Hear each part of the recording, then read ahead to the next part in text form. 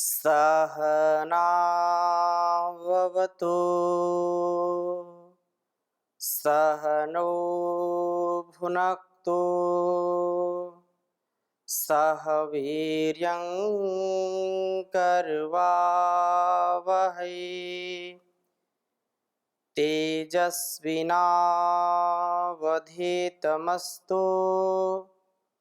मा विद्विषावहै।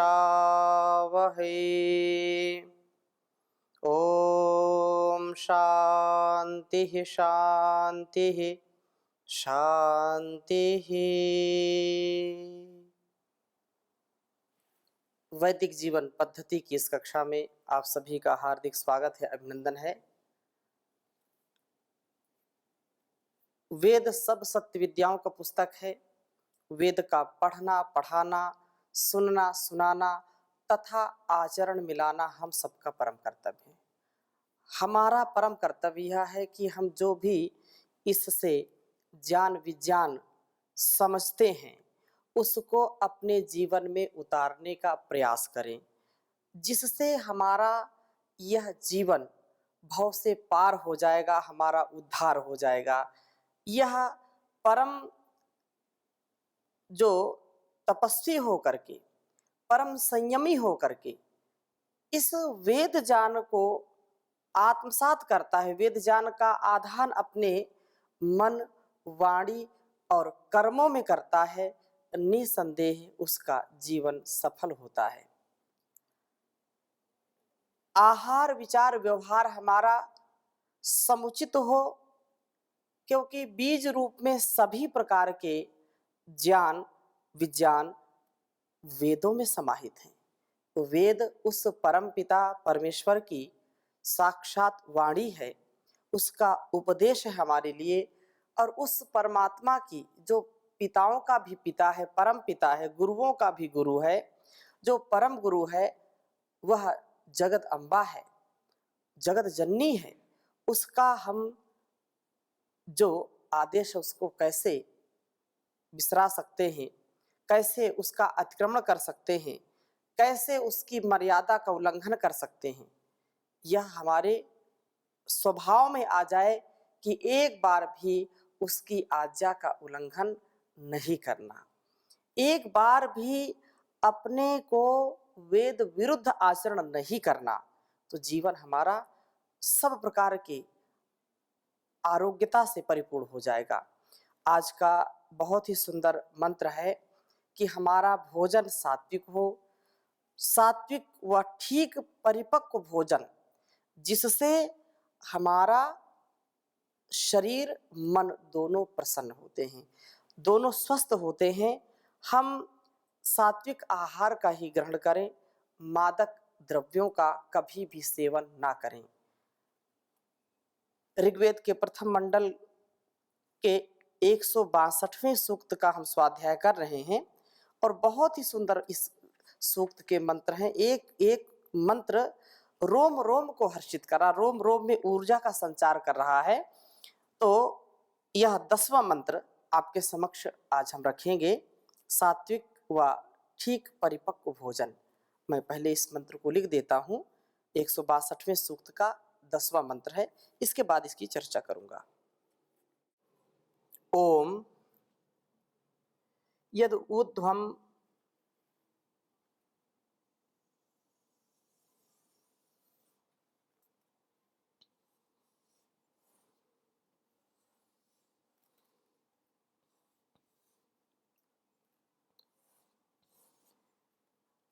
यदूद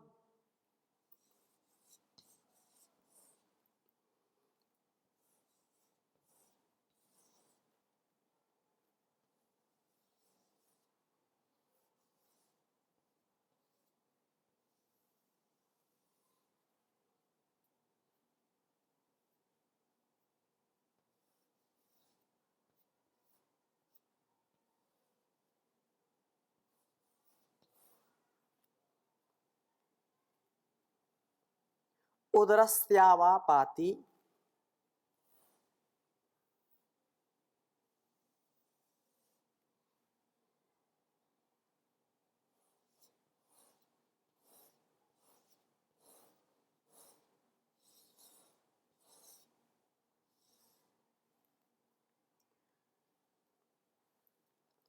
या आमस्य, य आमस्य,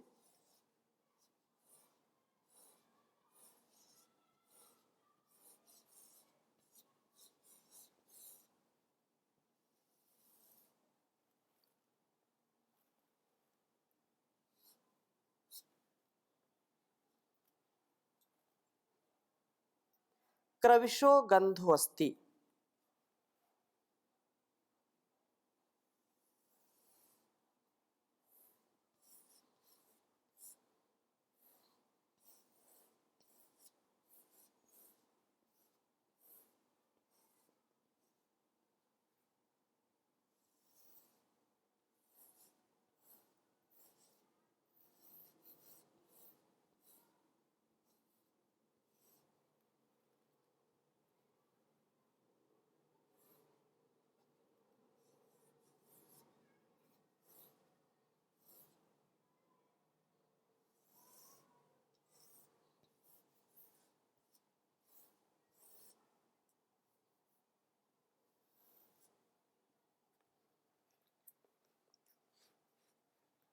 सुकृता तच्छमीतारः,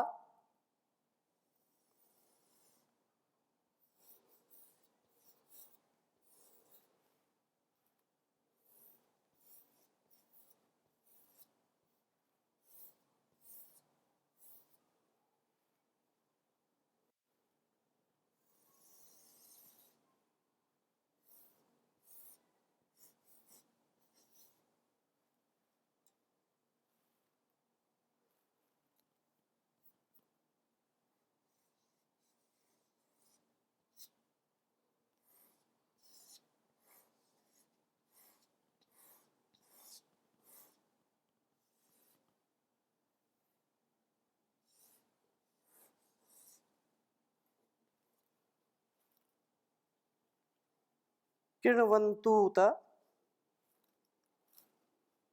मेधम,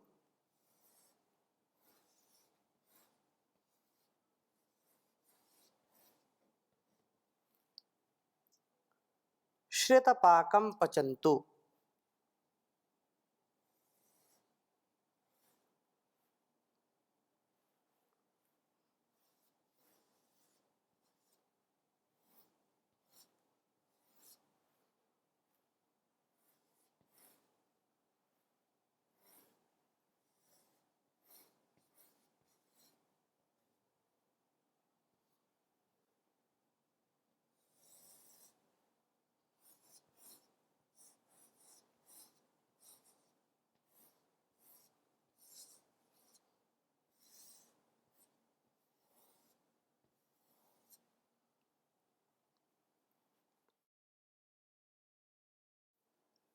ओम यदुवध्यामुदरस्यापवाति या आमस्य क्रविशो गंधो अस्ति।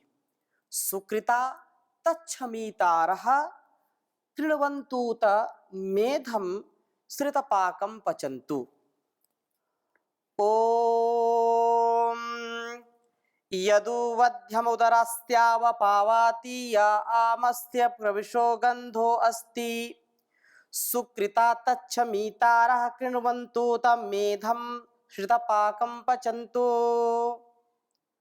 ओम यदुवध्यमुदरस्यापवाति या आमस्य क्रविशो गंधो अस्ति। सुकृता तच्छमीतारः कृण्वन्तु तमेधं श्रितपाकं पचन्तु। वेद मंत्र का भावार्थ समझने का प्रयास करेंगे। बहुत ही सुंदर भाव है इस मंत्र के। पिछली कक्षा में हमने चर्चा की थी कि हम आवश्यक धन की प्राप्ति में, स्वाध्याय में, ध्यान में, किसी उपयोगी कार्य में लगे रहें। गलत कार्यों में, अनावश्यक कार्यों में अपने समय को नष्ट ना करें जिससे दोषयुक्त कर्म हमको बांध लेते हैं, इससे हम बचें और दिव्य गुणों की प्राप्ति का मार्ग यही है, ऐसा हमने पिछले मंत्र में पढ़ा था। और उसके लिए हम सतत प्रयासरत रहें, सात्विक आहार लेकर के, सात्विक विचार से लेकर के सात्विक संस्कार हमारे हों। तो दिव्य गुणों की प्राप्ति का उल्लेख जो पिछले मंत्र में किया था, उसके लिए क्या करना है, यह बहुत सुंदर बात कही है कि उसके लिए दिव्य जीवन के लिए आवश्यक है दिव्य स्वास्थ्य। बिना तन मन के स्वास्थ्य के हमारा अस्तित्व देदीप्यमान नहीं होगा, कीर्तिमान नहीं होगा, दीप्ति वाला नहीं होगा। इसलिए इसके लिए आवश्यक है स्वास्थ्य ठीक रहे, और स्वास्थ्य का ठीक होना अत्यंत आवश्यक है। स्वास्थ्य का संबंध भोजन से है, जैसा हम भोजन ग्रहण करेंगे वैसा ही हमारा स्वास्थ्य होगा। शारीरिक स्वास्थ्य के लिए ठीक परिपक्व भोजन चाहिए, जो शुद्ध हो, सात्विक हो और जल्दी पचने वाला भोजन हो। मानस स्वास्थ्य के लिए उसका सात्विक होना भी आवश्यक है। इसी विषय को प्रस्तुत मंत्र में कहते हैं कि यत जो ऊवध्वम अर्थात भक्षितम अपक्वम आमाशय स्थनम, कहा कि भक्षितम अपक्वम आमाशयस्थम, खाया हुआ अन्न ठीक से जो पचता नहीं वह उदरस्ते अपवाति, पेट में दुर्गंध का कारण बनता है। जो गंध वह अपच, खट्टी डकार, कब्ज और पता नहीं कैसे कैसे रोग हो जाते हैं भोजन के केवल एक दोष होने के कारण। भोजन हमने खूब कर लिया, लेकिन यदि भोजन ठीक से पचता नहीं है तो वह हमारे लिए अकल्याणकारी हो जाता है। हमारे लिए वह खाया हुआ भोजन पूर्ण रूप से उपयोग में हम उसको नहीं ला पाते हैं, जिससे रस, रक्त, मेद, मांस, मज्जा, अस्थि, शुक्र, वीर्य के परिपाक में, उसके जो है निर्माण में बाधा आती है। तो इसलिए कहा कि उसका पचना बहुत आवश्यक है। लोग कहते भी हैं कि खाया हुआ अपना नहीं होता है, पचाया हुआ अपना होता है। जितना हम पचा सकें उतना ही भोजन खाएं। लोग क्या करते हैं, थाली भर लेते हैं, अच्छा ये भी, ये भी, ये भी, ये भी। उस समय उनको लगता है ये भी खाना, ये भी खाना, ये भी खाना, कुछ छूटे नहीं, तो थाली पूरी भर लेते हैं। और बाद में क्योंकि पेट है, इसका एक सामर्थ्य, एक स्थान है, फिर वो खा नहीं पाते, फिर जबरदस्ती डालते रहते हैं। तो जो भूख से अधिक खाना अर्थात भोजन को सड़ाना, भोजन भी हमारे पेट में सड़ता रहता है, उससे अलग प्रकार से उसमें विषाक्त और जो विषैली, जो दुर्गंध से युक्त सारा हमारा पेट और हमारा पूरा अस्तित्व नष्ट होने लगता है, वह विकृति को प्राप्त हो जाता है। एक श्लोक सभी बोलते हैं और बच्चा बच्चा जानता है इसको। उसमें इतनी बड़ी प्रार्थना की गई है कि आरोग्यता के लिए सबसे पहली शर्त क्या है, चाहे छोटा हो या बड़ा हो, युवक हो, युवती हो, स्त्री हो, पुरुष हो, बालक हो, नौजवान हो, वृद्ध हो, सबके लिए हम एक ही प्रार्थना करते हैं, सारे संसार के लिए। वो पशु पक्षियों में भी लागू होता है, लेकिन हम क्योंकि मनुष्य हैं तो प्रार्थना पूर्वक हम सबके मंगल के लिए कामना करते हैं, प्रार्थना करते हैं। सर्वे भवन्तु सुखिनः, सर्वे सन्तु निरामयाः, सर्वे भद्राणि पश्यन्तु मा कश्चित् दुःख भाग् भवेत्। जो एक यहाँ पर बात कही है कि सर्वे भवन्तु सुखिनः, सर्वे सन्तु निरामया, ये बात यहां पर समझ लीजिए कि सर्वे भवन्तु, सब सुखी हो, परंतु सुखी होने के लिए पहली शर्त क्या है, निरोगी काया। और निरोगी काया के लिए सबसे पहली शर्त क्या है, भोजन का ठीक ठीक परिपाक हो, जो इस वेद मंत्र का अभिप्राय है। इस वेद मंत्र का जो संकेत है उसको हम समझ लेंगे तो निसंदेह कोई परेशानी हमको नहीं होगी। कहा कि सर्वे संतु निरामयाः, आमय रहित हो। आमय का मतलब क्या है? जब हम भोजन अधिक करते हैं या भोजन पचता नहीं है, कम ही किया, जब रुग्णता होती है, रोग हो जाता है कोई, तो भोजन पचता नहीं है या असमय किया हुआ भोजन पचता नहीं है, तो जो भोजन पचता नहीं है और फिर जब वो सड़ता है वो हमारे अंदर दुर्गंधि उत्पन्न करता है, आम बनता है, आम फिर बन जाता है और उससे खट्टी डकार आती रहती है, गले की जलन, छाती की जलन, पेट की जलन, फिर मलमूत्र में भी जलन होने लगती है। ये हमारे रक्त को भी दूषित करते, रस रक्त सबको दूषित कर देते हैं। इसलिए आमय रहित तो हो जाए व्यक्ति कि जितना वो भोजन करे बिल्कुल पच जाए, और भोजन ऐसा पचे कि बिल्कुल जब वह पेट साफ करने के लिए जाए, शौच के लिए जाए, तो उसका पेट बिल्कुल साफ रहे। सबसे बड़ा यह सुख है। सबसे पहला सुख है निरोगी काया। निरोगी काया के लिए खाया हुआ पचाना। तो ये यही बात यहाँ पर कही है कि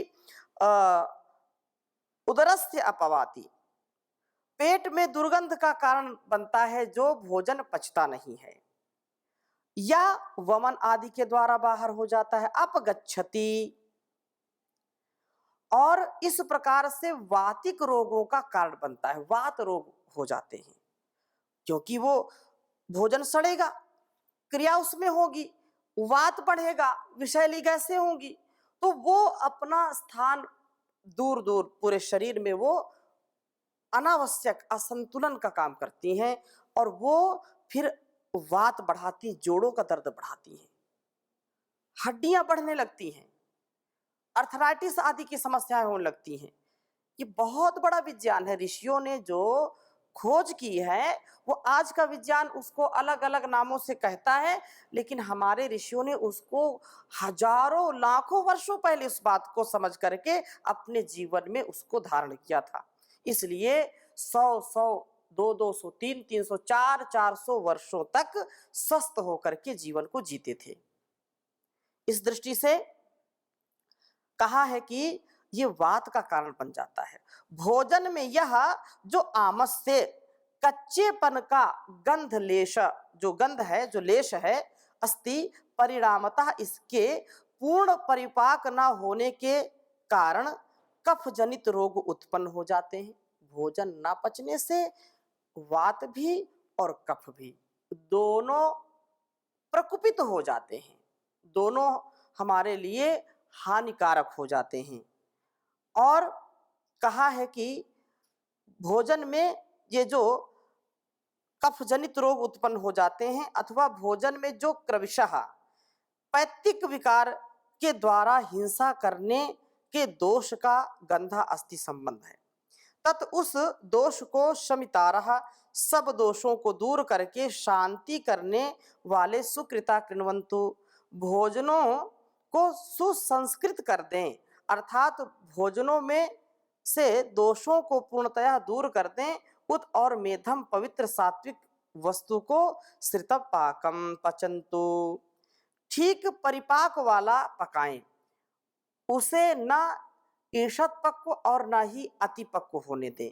ईषत पक्व कफ आदि संबंधी विकारों का कारण बनता है और अति पक्व पित्त विकारों का कारण होता है। पेट में जाकर ठीक पचन न होने पर वातिक विकार कष्ट देते हैं। अतः भोजन सात्विक भी हो और उचित रूप में पका हुआ हो। ये हमारी जो माताएं बहनें होती हैं ये पाक विद्या में अति महत्वपूर्ण भूमिका निभाती हैं और इनको गृहलक्ष्मी कहते हैं।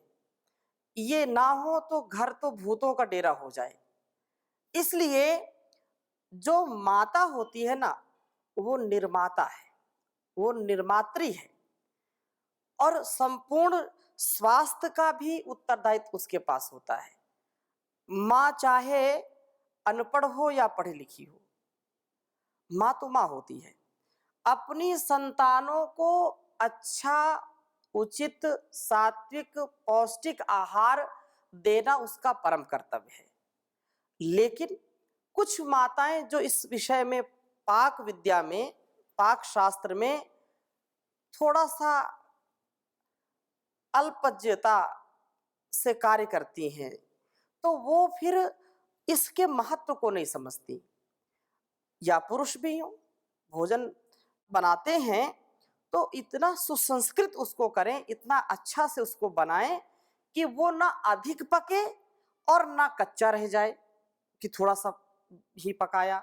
भोजन इतना पकाना चाहिए, चाहे दाल हो, सब्जी हो या कोई भी व्यंजन हो, इतना उसको पकाएं कि पेट में जाकर के वो पचने में कोई असहजता ना महसूस हो उसको, या अर्थात हमको ना हो, वो सुपाच्य हो।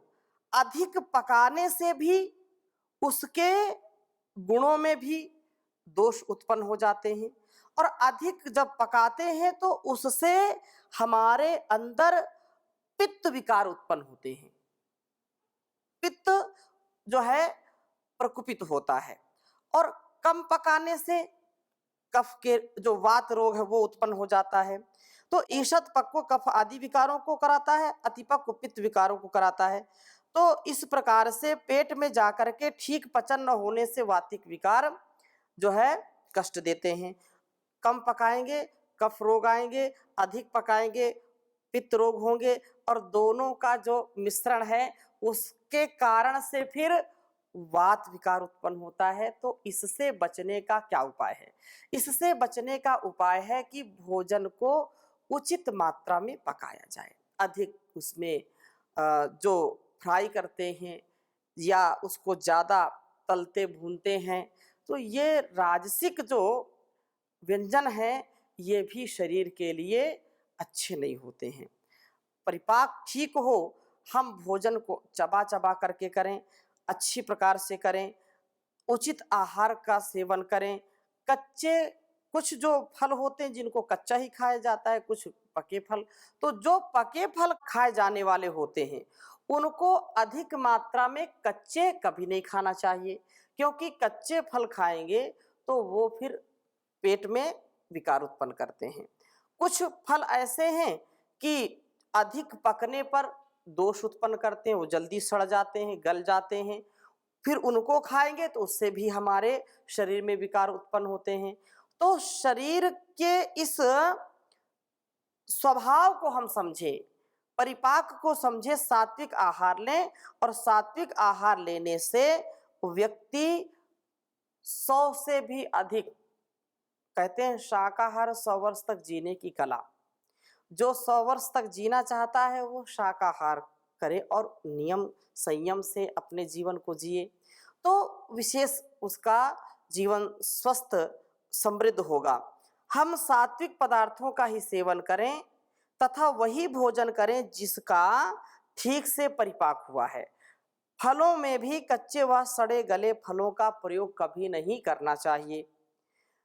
यदि सात्विक आहार लेते, आहार की बड़ी महिमा हमारे ऋषियों ने गाई है, और ये कहा कि जो व्यक्ति इस प्रकार से इस शक्ति का संचय करने वाला आहार को ठीक ठीक लेगा तो निसंदेह उसके सारे शरीर के विकार नष्ट हो जाते हैं। आहार में यदि हमने त्रुटि कर दी तो फिर मामला ठीक नहीं होगा। चरक संहिता में कहा कि त्रयस उपस्तंभा इति आहारा स्वप्नो ब्रह्मचर्यम इति। इस शरीर के स्वास्थ्य के लिए 3 जो उपस्तंभ हैं वो क्या है? आहार, स्वप्न और ब्रह्मचर्य। 3 प्रकार से हम इस शरीर को स्वस्थ रख सकते हैं। और चरक संहिता में ये भी कहा, नरो हिताहार विहार सेवी समीक्षकारी विषयेष्वसक्तः दाता समः सत्यपरः क्षमावान् आप्तोपसेवी च भवत्यरोगः मतिर्वचः कर्म सुखानुबन्धी सत्वं विधेयम् उविशदा च बुद्धिः ज्ञानं तपस्तत्परता च योगे यस्यास्ति तं नानुपतन्ति रोगाः। बहुत सुंदर बात कही है कि हितकारी भोजन तथा व्यायाम आदि करने वाला, विवेक पूर्वक कार्य करने वाला, विषयों में जो अनासक्त भाव से विचरने वाला व्यक्ति है, दान देने वाला है, समभाव में जीने वाला है, सत्य परायण है, क्षमाशील है, आप्त जनों की सेवा करने वाला है, वह मनुष्य निरोगी कहलाता है, निरोग रहता है सदा, उसको कोई रोग नहीं होता। जो मति पूर्ण विवेकपूर्ण वाणी कर्म सुख परिणामी है, जिसके कर्तव्य सत्य गुण सत्य युक्त हैं, जिसकी बुद्धि सुविकसित है, जिसके जीवन में उत्तम ज्ञान है, तप है, योग में तत्परता है, उस मनुष्य को कभी रोग नहीं सताते। तो उचित आहार से, सात्विक आहार से हम बहुत सुंदर जीवन जी सकते हैं। तो ऐसा भाव हमारे अंदर हो, ऐसा जीने का भी हम प्रयास करें। तो आज की कक्षा में यहीं तक करेंगे चर्चा, आगे अगली कक्षा में चर्चा होगी। ओम शांति शांति शांति।